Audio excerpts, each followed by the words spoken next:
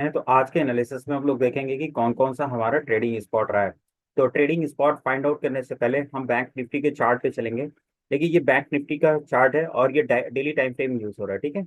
यहाँ पे ये बैंक निफ्टी का चार्ट है और डेली टाइम फ्रेम है। ध्यान से देखिए, आप लोग टाइम फ्रेम क्यों नहीं देखते हैं, टाइम फ्रेम देखा करिए कि किन किन टाइम फ्रेम में हम एनालिसिस करते हैं और फिर उस एनालिसिस का at the end of day क्या आउटपुट रह जाता है, ठीक है। तो यहाँ पे हम लोग एनालिसिस करेंगे बैंक निफ्टी का और सबसे पहले एनालिसिस होगा डेली चार्ट पे। तो डेली चार्ट पे मार्केट क्या कर, यहाँ पे बहुत जबरदस्त फॉल के बाद मार्केट यहाँ पे पॉज ले रहा है, ठीक है। इस पॉज में भी शॉर्ट टर्म में मार्केट ने आज ब्रेकआउट दिया है। उस ब्रेकआउट के बारे में हम लोग बाद में डिस्कशन करेंगे। फर्स्ट ऑफ ऑल हम लोग देखते हैं कि कहाँ कहाँ पे हमारा जो है सपोर्ट रहा है। तो जैसा कि आप लोग जानते हैं कि यहाँ पे जब भी हम ट्रेडिंग करते हैं ना, इंट्राडे ट्रेडिंग करते हैं, तो उसके लिए मैं बहुत ही सिंपल सी स्ट्रेटेजी यूज करता हूँ, जिसको मैं बार बार हर रोज वीडियोस में बताते रहता हूँ कि मैं प्रीवियस डे का हाई, प्रीवियस डे का लो और प्रीवियस डे का क्लोज मार्क कर लेता हूँ अपनी ट्रेडिंग के लिए, ठीक है। प्रीवियस डे का हाई, प्रीवियस डे का लो, प्रीवियस डे का क्लोज मैं मार्क कर लेता हूँ। और यहाँ पे मैंने मार्क कर लिया।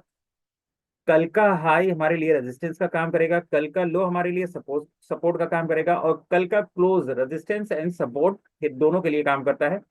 मार्केट अगर डाउन साइड में है तो सपोर्ट का, कल की डेट में बेरिश क्लोजिंग दिया तो वो सपोर्ट का काम करेगा अगर मार्केट ऊपर चल रही तो। अगर अप साइड में है तो मार्केट रेजिस्टेंस का काम करेगा। सिंपल सी बात है। अब यहाँ पे हम लोग 5 मिनट और 15 मिनट के चार्ट पे चलेंगे। तो 5 मिनट के चार्ट पे मैं आपको यहाँ पे बहुत ही अच्छा पैटर्न दिखाता हूँ। जब मार्केट यहाँ पे देखिए, मार्केट क्या किया, प्रीवियस ट्रेडिंग सेशन में मार्केट यहाँ पे रेजिस्टेंस लिया, रेजिस्टेंस लेने के बाद शार्प सेलिंग आई और मार्केट अपने एकदम से बॉटम पे चला आया। बॉटम पे आने के बाद फिर यहाँ पे प्राइस एक्शन फॉर्म किया और मार्केट हाफ डे के बाद यानी 11:30 के बाद मार्केट पूरी तरह से सस्टेन रहा, साइडवेज हो गया, ठीक है।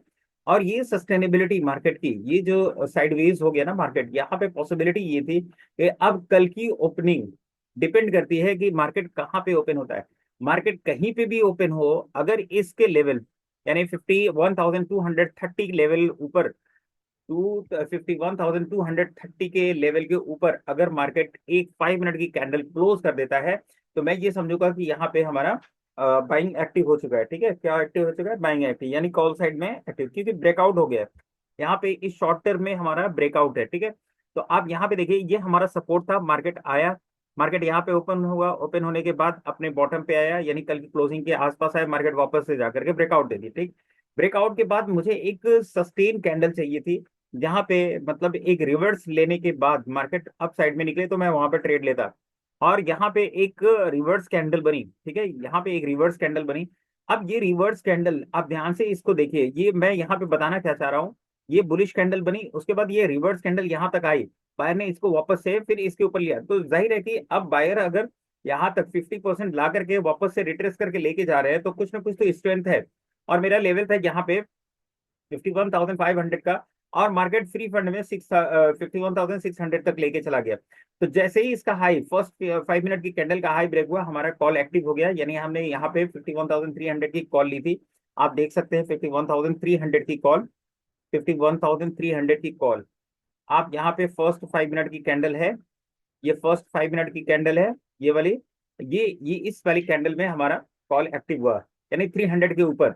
और 300 से वो मार्केट एक बार वापस से आया, 290 तक आया, और 290 से फिर मार्केट कहाँ पे गया, 520 के पास। मैं 520 के पास निकला हूँ, ठीक है। 520, ये हमारा फर्स्ट ट्रेड खत्म हो गया, ठीक है। यहाँ पे हमारा एग्जिट हो गया, क्योंकि मेरा टारगेट था कि 500 के पास जाएगा, जब वो 600 पहुंचा तो मैं वहीं पे एग्जिट कर लिया। अब हम यहाँ पे सेकंड ट्रेड के बारे में बात करेंगे, ठीक है। यहाँ पे फर्स्ट ट्रेड हमारा हो गया। सेकंड ट्रेड देखिए, मार्केट अपने रेजिस्टेंस के ऊपर काफी देर से होल्ड कर रहा था। ये जब रेजिस्टेंस के ऊपर मार्केट होल्ड करने लगता है ना, तो मार्केट में पॉसिबिलिटी रहती है एक अप साइड का और मूव आएगा। लेकिन यहाँ पे पॉसिबिलिटी यहाँ पे मेरे लिए क्या थी कि मार्केट 800 के पास टाइम बिताए और टाइम बिता करके निकले। मार्केट एक बार 800 के पास गया, इस ब्रेकआउट के साथ गया और वापस से फिर मार्केट उसी रेंज में आ गया। और मार्केट ने यहाँ पे आकर के क्लोजिंग के टाइम पे यहाँ पे आकर के ब्रेकआउट दिया, ठीक है। लेकिन मैंने यहीं पे एक कॉल लिया था, यहीं पे मैंने एक कॉल लिया था, फिलहाल वो कॉल मेरी प्लस में चल रही है। और वो कॉल है 51,600, 51,600, 51,600 की कॉल है। और मेरी कॉल यहाँ पे इस वाली कैंडल में है, ठीक है। और फिलहाल उसने 100 पॉइंट का मूव दिया है, यहाँ पे गया है 425 के आसपास गया है, वापस से आकर के 377 पे क्लोजिंग की है। अब ये मुझे नहीं पता कि ये कल प्रॉफिट में देगा कि लॉस में देगा, नो प्रॉब्लम।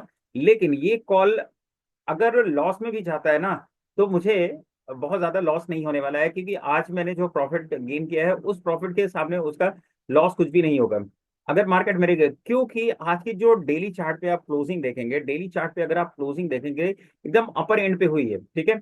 और ये अपर एंड पे क्लोजिंग के साथ साथ हम शॉर्ट टर्म ब्रेकआउट भी दिए हैं। डेली चार्ट पे अगर आप ध्यान से देखेंगे तो शॉर्ट टर्म ब्रेकआउट भी है यहाँ पे।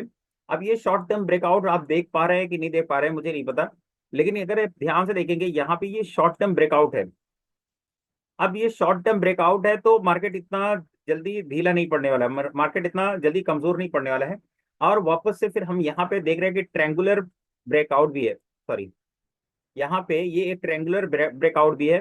इस ट्रैंगुलर ब्रेकआउट के साथ साथ हमारा ये शॉर्ट टर्म ब्रेकआउट अगर एक्टिव रहा तो हमें एक अच्छा मूव कल देखने को मिल सकता है, जहां पे हमारे लिए रेजिस्टेंस निकल करके आएगा। कौन कौन सा लेवल? एक तो हमारा लेवल ये है, ये रेजिस्टेंस लेवल है 52,335 वाला।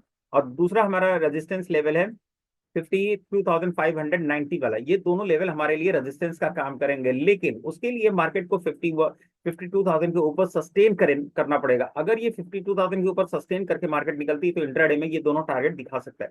अदरवाइज फिर एक्सपायरी का हमें वेट करना पड़ेगा।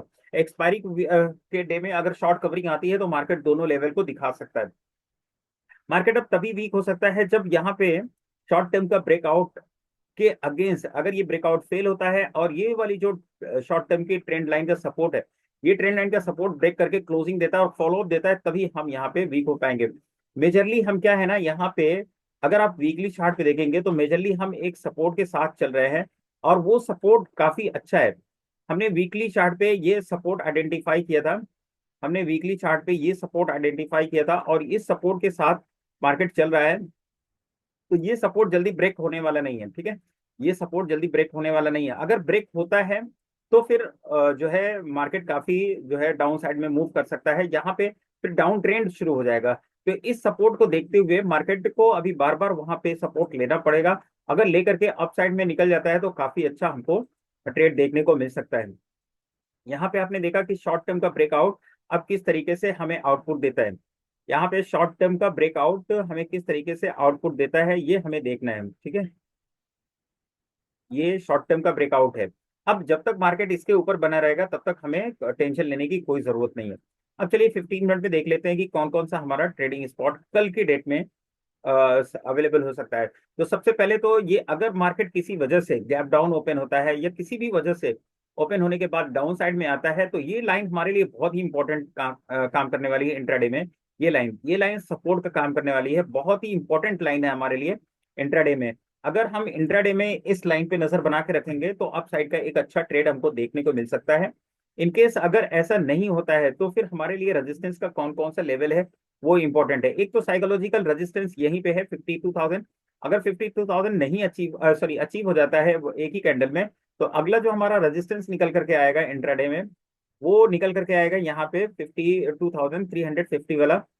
और अगर मार्केट इसी लेवल पे गैप अप लगा देता है तो गैप अप लगाने के बाद तुरंत हम शॉर्ट साइड में नहीं देखेंगे, डाउन साइड में नहीं देखेंगे, बल्कि वहां पे प्राइस एक्शन को फॉलो करेंगे। प्राइस एक्शन जैसा भी रहेगा उसको ट्रेड करना पसंद करेंगे। तो क्या आपको ये वीडियो अच्छा लग रहा है? अगर वीडियो अच्छा लग रहा है तो वीडियो को लाइक कीजिए, चैनल को सब्सक्राइब कीजिए। मिलते हैं नेक्स्ट वीडियो में, तब तक के लिए बाय, थैंक यू।